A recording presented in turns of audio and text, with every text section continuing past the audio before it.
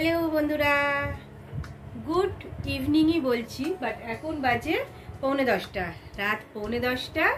আর 9:45 থেকে আজকের ব্লগটা স্টার্ট করছি। তোমাদের মন পুতুলের সংসারে অনেক অনেক স্বাগত। অনেক দিন পরে তোমাদের সামনে এলাম, তার কারণ আমরা আবার যাচ্ছি বেড়াতে। আর কোথায় যাচ্ছি বেড়াতে সেটা হলো এগেইন পুরুলিয়া। না, সারপ্রাইজ রাখছি না।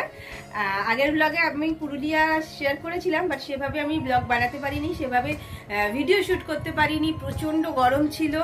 তো এখন আজকে রাস পূর্ণিমা, আমরা আজকে স্টার্ট করছি।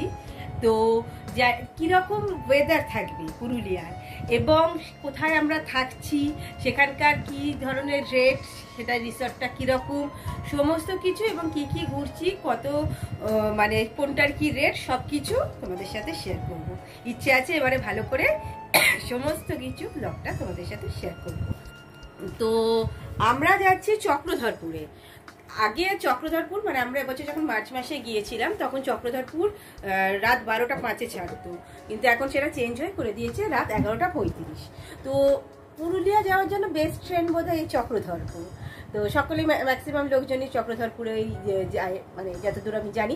এছাড়া রূপসী বাংলা টাংলা আছে। তো রাত্রের জার্নিটাই সুবিধাজনক। রাত্রি 11:30 নাগাদ ট্রেন ছাড়বে, ট্রেনে উঠে ঘুমিয়ে পড়ো, ভোর 6টা 6:30টার মধ্যে পৌঁছে দেবে। তো আমরা পুরুলিয়ায় লাস্ট টাইম আমরা থেকেছিলাম পুরুলিয়া মানে শহরে নিচে থেকেছিলাম, এবারে আমরা থাকবো অযোধ্যা পাহাড় মানে হিল টপে। তো সেখানকার সমস্ত কিছু তো তোমাদের সাথে শেয়ার করবো। অনেকেই শেয়ার করেছে পুরুলিয়ার ব্লগ। তো আমরা যেখানে থাকছি এটা একটা সরকারি আবাসন, ঠিক আছে। তো এটা রিসর্ট মতো, এবং এটা কিন্তু যুব আবাস নয়, যেটা ইউথ হোস্টেল, এটা কিন্তু ইউথ হোস্টেল নয়। এটা একটা নতুন সরকারি মানে বাসস্থান আর কি, আবাস যাই বলো। গিয়ে তোমাদের সবকিছু শেয়ার করব। তো দেখতে থাকো ব্লগটা। রাত 11:35 ট্রেন। তো আমরা 10টা নাগাদ উবার বুক করে তাতে চেপে বসলাম। হাওড়া পৌঁছতে আমাদের মোটামুটি আধ ঘন্টা থেকে 35 মিনিট মতো বসে আছি হাওড়া স্টেশনে। বসে আছি, এখন ট্রেন প্ল্যাটফর্ম দেয়নি এখনো, কোন প্ল্যাটফর্মে আসবে জানি না। আমার কথা তোমরা শুনতেও পাচ্ছ কিনা। ট্রেনে উঠে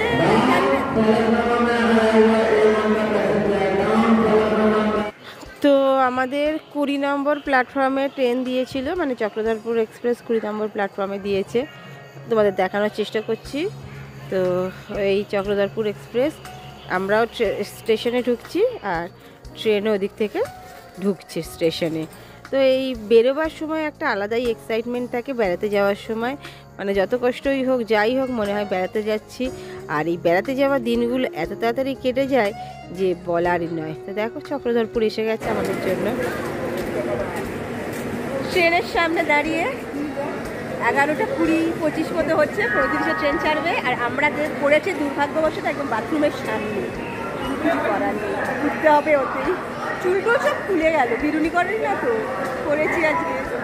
চলো দেখা হবে কাল সকালে। Tata, good night. ট্রেন থেকে নেমেছি, ট্রেন ঠিক 6:45-এ আমাদের পুরুলিয়ায় নামিয়ে দিয়েছে। তো খুব একটা লেট করেনি। নেমে পড়েছি পুরুলিয়া জংশন। বেশ ঠান্ডা, কলকাতার তুলনায় এখানে বেশ ঠান্ডা। দেখি আমাদের কোন গাড়ি কোন বাস। চলো উঠি। সকালটা বেশ ঠান্ডা ঠান্ডা, তারপরে সারা রাত আমার তো ট্রেনে ঘুম আসে না, তাই সকালবেলায় প্রথম সূর্যের আলো গায়ে মেখে ঠান্ডা ঠান্ডা ওয়েদারে গরম গরম এক কাপ চা, আহ মনটাই ভরে গেল।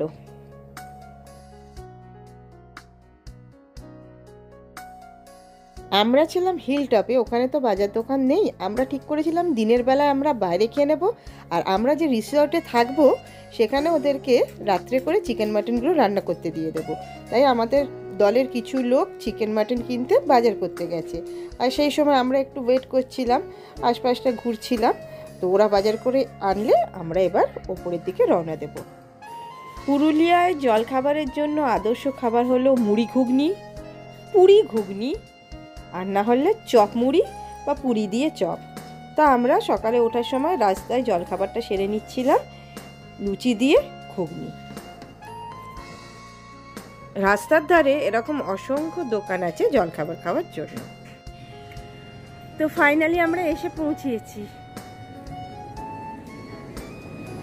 তো তোমাদের ব্যাক ক্যামেরায় দেখালে তোমাদের সুবিধা হবে। দাঁড়াও, দেখো পশ্চিমবঙ্গ সরকারের WBCADC Ayodhya hill project PNRD department. তো এই হলো মেন গেট। এখান দিয়ে আমাদের বাস, আমরা যে বাসে করে এসেছি আর কি, সেই বাসটা ভেতরে ঢুকে গেছে আর মেন গেটটা বন্ধ করে দিয়েছে। আর এই তো মোটামুটি আর কি এই আজকে হ্যাঁ একটা মানে টেম্পো ট্রাভেলার টাইপের বাস। বড় বাস? হ্যাঁ। কতজন এসেছেন? আমরা 11 জন। গাড়ি ছেড়ে দিয়েছেন? ওই গাড়িতে চলবে? হ্যাঁ না ছেড়ে দিবি, আছে তো গাড়ি ভেতরে আছে। তো দেখো এখানে সমস্ত রুলস রেগুলেশনস লেখা রয়েছে। ভেতরটা অসাধারণ এবং ভীষণ বড়, ভীষণই বড়। তোমাদের আমি দেখাবো, মানে এটা তোমাদের দেখতেই কতটা যে সময় লাগবে সেটাই হলো আসল। কার পার্কিং ওইদিকে, মানে আমাদের এখানে লেখা রয়েছে কার পার্কিং, আমাদের গাড়িটা ওইদিকে রাখা রয়েছে। এখানে চা খাওয়া যাবে। আর এই যে মেন পুরো জায়গাটার একটা ম্যাপ মতো করা রয়েছে। পুরো জায়গাটা যার রিসর্টটার ভেতরে আমরা আছি তার ওখানে একটা ম্যাপ মতো করা রয়েছে। আর এই হলো ঢুকেই বাঁদিকে হলো রিসেপশন এবং এটা হলো এখানে একটা খেলার মাঠ, বাচ্চাদের খেলার জন্য একটা মাঠ। খুব সুন্দর দেখতে পাচ্ছ। ভেতরটায় ঢুকে দেখাবো। এখানে বসে চা খাওয়া যায়। ওই যে গাছের পাতার ফাঁক দিয়ে দেখতে পাচ্ছ টি স্টল লেখা রয়েছে। বাচ্চারা এখানে খেলতে পারবে। ভেতরে খুব সুন্দর জায়গাটা। আর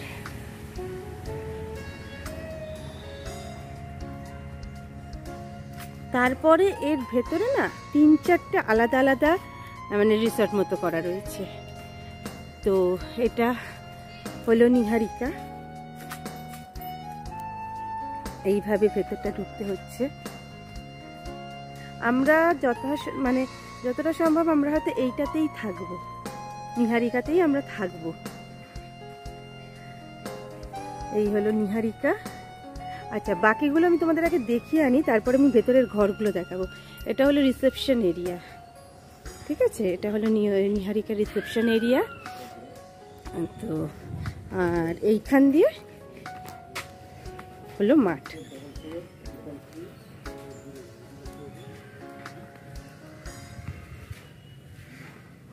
দেখো, এই তুই বস, তোকেও আমি ঘুরিয়ে দিচ্ছি। আস্তে আস্তে থাম। বাচ্চাদের জন্য খুব সুন্দর জায়গা। আস্তে আস্তে আস্তে আবার আস্তে। বাচ্চাদের জন্য সত্যি খুব সুন্দর জায়গা। হ্যাঁ, বসেছিস? না, ব্যাগটা খুলে নিয়ে নে।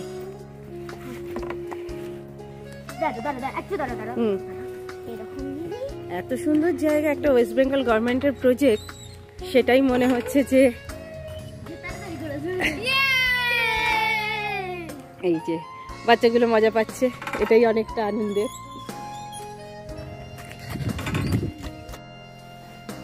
কি সুন্দর মানে বাগানটা সাজিয়ে রেখেছে। ওই দেখো, দেখতে পাচ্ছ পেঁপে গাছে হয়ে আছে।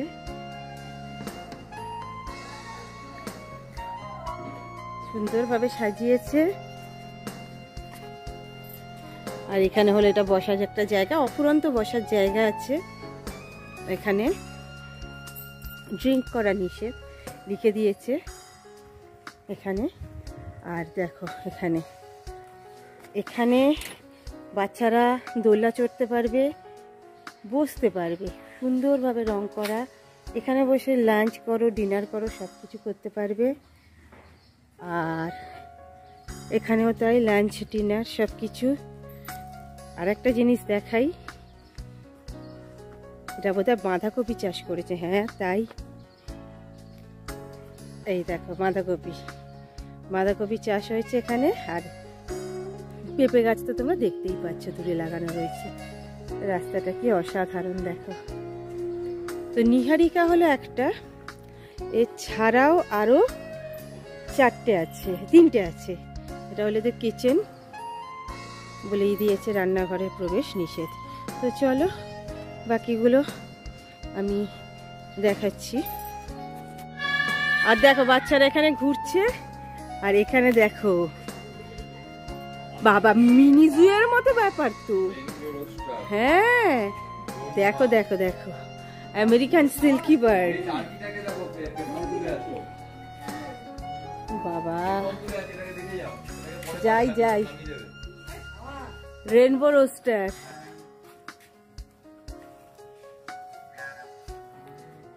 ব্রহ্মা,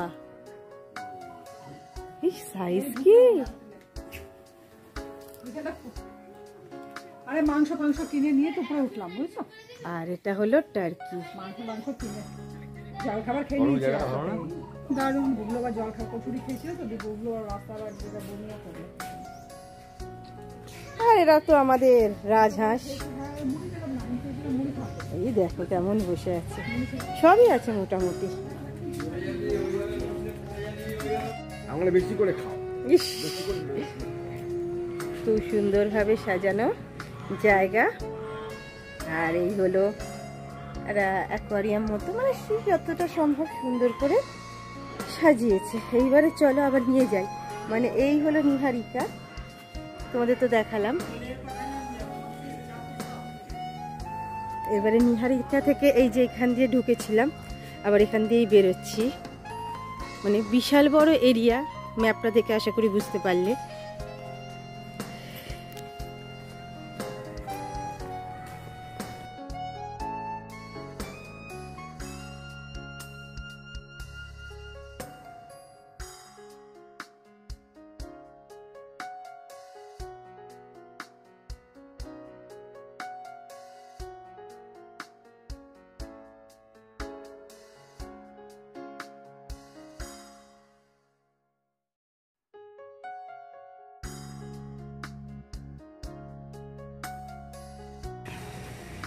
আচ্ছা এই দেখো, এটা হলো সেকেন্ড, এবং এটার নাম হলো মালবিকা। এটা এইভাবে সিঁড়ি দিয়ে নামতে হবে।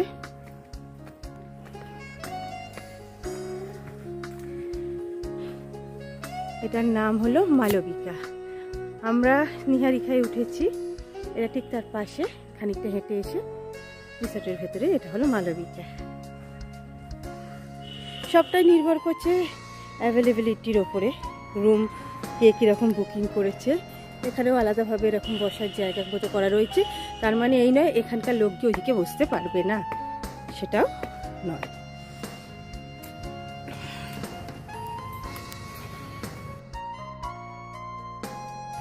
এটা হলো কার পার্কিং, আর আমাদের গাড়িটা এখানে পার্কিং করা রয়েছে। এটা আমাদের গাড়ি নয়, আমরা এসছি এই গাড়িটা করে, এই বাসটি করে, বাস বা কি বলবে, ট্রাভেলার গাড়ি। এখানে আমরা এসছি এটাতে করে। আর এটা হলো একটা স্টেজ মতো করা রয়েছে কোনো প্রোগ্রাম হলে। আচ্ছা, এটা একটা ছোট মতো আছে, দেখতে পাচ্ছ তোমরা, এটার নাম হলো তৃষা। এটার নাম হলো তৃষা, এবং এরই পাশে আরও একটি রিসোর্ট আছে, যেটা এই মুহূর্তে তালা বন্ধ, হয়তো কেউ নেই, যেটার নামটা হলো বিভাবরী। আমি তোমাদের নাম দেখাতে পারবো না, কারণ গেটে তালা বন্ধ। এইটা হলো বিভাবরী। মনে হয় এই মুহূর্তে কেউ এখানে থাকে না, নেই। তো তোমাদেরকে দেখালাম ঘুরিয়ে রিসর্টটা। এখন আমাদের স্নান টান হয়নি, যার ফলে একদম ক্লান্ত বিধ্বস্ত দেখাচ্ছে। আর স্নান টান করে আমরা বেরিয়ে যাবো আবার। সকালে তো দেখলে লুচি খেয়েই এসেছি, ওদের ব্রেকফাস্টটা হয়ে গেছে, স্নান টান করে বেরোবো এবং বাইরে লাঞ্চ করবো আমরা। যে বাসটা করে এসেছি, ইন্ডিয়ান ভলভো না কি লেখা ওটা, তো ওই বাসে করেই আমরা যাব বেড়াতে। মানে আজকে খুব বেশি হয়তো ঘোরা হবে না, তো যেটুকুনি যা ঘোরা যায় সেটুকুনি, যত তাড়াতাড়ি সম্ভব আমরা সেটা ঘুরে নেব। তো রিসর্টটা তোমাদের দেখালাম, এখানে কি ভাড়া আর কিভাবে বুকিং করতে হয় সেটাও তোমাদের আমি জানিয়ে দেব। আর হ্যাঁ, এখানে ওয়েদার সম্পর্কে একটু বলে রাখি। সকালবেলা প্রচণ্ড ঠান্ডা লাগছিল, বেশ শীত করছিল, হালকা একটা চাদর বা হালকা একটা সোয়েটার গায়ে দিলে ভালো লাগতো। কিন্তু এখন ঘড়িতে বাজছে প্রায় 10:30। তো এই সময় একটা হাওয়া দিচ্ছে হালকা হালকা, সেটা ভালো লাগছে। গায়ে যে সোয়েটার দিতে হচ্ছে তা নয়, একটুও গরম লাগছে না এবং বেশ মনোরম। এটা হলো 10টা 10:30টার ওয়েদারের গল্প বলছি। এরপরে আমরা বেরোবো যখন 12টা 12:30 কীরকম থাকবে সেটাও আবার তোমাদেরকে জানিয়ে দেব। কিন্তু এই সময় মানে আমরা তো মার্চ মাসে এসেছিলাম, তোমরা জানো সেই সময় যেরকম গরম ছিল সেই গরমটা কিন্তু নেই। আর প্রচুর হাওয়া দিচ্ছে, মানে এত সুন্দর হাওয়া দিচ্ছে যে খুব ভালো লাগছে আমাদের। এইটা ওয়েদারটা জানিয়ে রাখলাম তোমাদের, কারণ এটা খুব দরকার। সেই অনুযায়ী মানুষ জামা কাপড় নিয়ে আসতে পারবে। ফিরে এলাম স্নানের পর, মানে আমার স্নানটা হয়ে গেছে।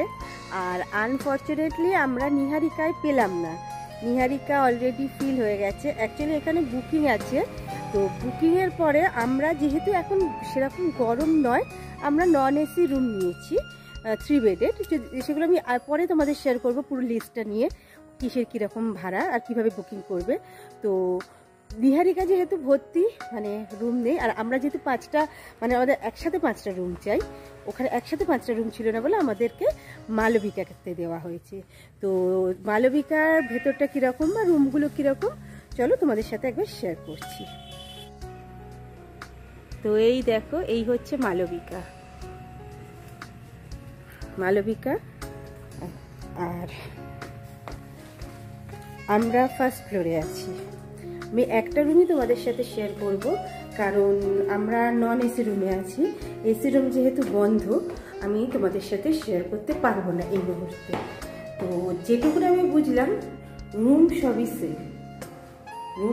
সেম, শুধু একটাতে এসি আছে, একটাতে এসি নেই। আচ্ছা, এইবারে দেখিয়ে দিই। এইটা হলো এসি রুম 23, ঠিক আছে? এটা AC room 22, AC room 21, AC room. এগুলো এসি রুম, সরি 23টা এসি নেই, এটাতে বাথরুম নেই, অ্যাটাচ বাথরুম নেই, এখানে টয়লেট আলাদা করে আছে। তো 22, 21 এসি রুম অলরেডি অকুপাইড, তাই আমি তোমাদের দেখাতে পারবো না। আর রুম সবই সেম, যেটুকুনি আমি দেখে বুঝছিলাম। আর এবার দেখাই তোমাদেরকে আমাদের রুমটা। আমরা আছি রুম নাম্বার 25-এ। জিনিসপত্র এনে রাখা হয়েছে, ঘর অগোছালো, এগুলো অগোছালো, বাট যেটা দেখানোর মোটামুটি আলো বাতাস আছে, অনেকগুলো জানলা আছে, খুব বড় রুম নয়, মোটামুটি আলো বাতাস আছে। বসার জন্য 2টো কাউচ মতো আছে, জামা কাপড় রাখার জন্য এরকম একটা কাবার্ড আছে, টেবিল আছে যার করে রাখতে পারো, টি টেবিল মতো আছে। আর এই হলো ডাবল বেড বিছানা, 2টো বিছানা জুড়ে দেওয়া আছে। এটা কিন্তু সিঙ্গেল বিছানা নয়, 2টো খাট জোড়া আছে। মোটামুটি আলো আছে, খুব একটা যে আলো আছে তা নয়। ফ্যান আছে, আর জানলায় নেট দেওয়া আছে যাতে মশা ঢুকতে না পারে। তো সেই জন্য নেট, সন্ধ্যের পরে নেটটা দিয়ে দিলে হাওয়াটা আসবে, মশা ঢুকতে পারবে না। আর এখানে একটা আলাদা করে মানে ড্রেসিং এরিয়া মতো করে দিয়েছে, পর্দা সরিয়ে এই একটা ড্রেসিং টেবিল মতো রাখা আছে। আর বাথরুম হলো মোটামুটি পরিষ্কার, এটা বেশ স্পেসিয়াস আছে। এই হলো একটা হাত ধোয়ার জায়গা, আচ্ছা গিজার আছে এদের, আর মোটামুটি স্পেসিয়াস। বিশাল কিছু পরিষ্কার পরিচ্ছন্ন, বিশাল কিছু না, মানে লাক্সারি ব্যাপার নেই, কিন্তু পরিষ্কার পরিচ্ছন্ন। এটা হলো রুমটা। কি রুমগুলোর মধ্যে হয়তো সবকটা রুমই এইরকম সেমই, বুঝতেই পারছো, কারণ পাশেই এসি রুম, সেটাও এই সাইজেরই হবে। আর শুধু সাথে এসি থাকবে, এই যা। আর বাথরুম যেটা দেখছো, কোনো বাথরুম একটু ছোট, কোনো বাথরুম একটু বড়, এই যা। আর এই ফার্নিচারগুলো প্রতিটা রুমেই দিয়ে দিচ্ছি। এরপরে আমরা এখন বেরোবো, কোথায় যাচ্ছি, আর লাঞ্চটা আমরা বাইরেই করবো, তো দেখে নাও। তো এখন আমরা চলেছি খেতে, দুপুর বাজে 2:10, বেশি বেলা হয়নি হয়তো। তো এই যে এই রেস্টুরেন্ট, উল্টোই দেখবে, দাঁড়া দেখাচ্ছি। এখানে আমরা আগেরবারে এসে খেয়েছি, এখানে আমরা আগেরবারে রান্না করতে দিয়ে গিয়েছিলাম মাটন, তো খুব ভালো রান্না করেছিল। তো এখন আমরা এখানে খাবো।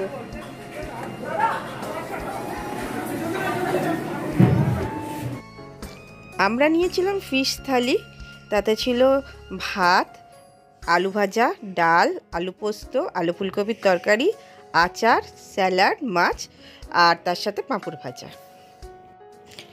ফিশ থালি নিয়েছিল 130 টাকা, আর কেউ যদি চিকেন থালি নিতে চায় সেটা পড়বে 140 টাকা। যেহেতু আমরা রাত্রে চিকেন খাবো তাই আমরা ফিশ থালি নিয়েছিলাম। এই সোনার বাংলা হোটেলটা একবার খেয়ে দেখতে পারো, খাওয়া দাওয়ার সাথে যথেষ্ট ভালো। আমরা এখানে এসে জানতে পারলাম নিহারিকা হলো তাৎক্ষণিক বুকিংয়ের জন্য, আর বাকি যারা প্রি বুকিং করে আসবে তারা মালবিকা, বিভাবরী, তৃষা এই সমস্ত জায়গায় থাকতে পারবে। আর আমাদের নন এসি ডাবল বেডের রুমের জন্য ভাড়া পড়েছিল 1100 টাকা উইথ জিএসটি। আর এই ভিডিওটা আমি আর লম্বা করছি না, কারণ আমাদের এরপরে বেড়ানোর দৃশ্য এবং এই যে WBCADC রিসর্টের রাত্রের দৃশ্য, এ দুটোই তোমাদের নেক্সট ভিডিওয় আমি অবশ্যই দেখাবো। এই ভিডিওটা আর বেশি লম্বা না করে এখন আমি এখানেই শেষ করে দিচ্ছি।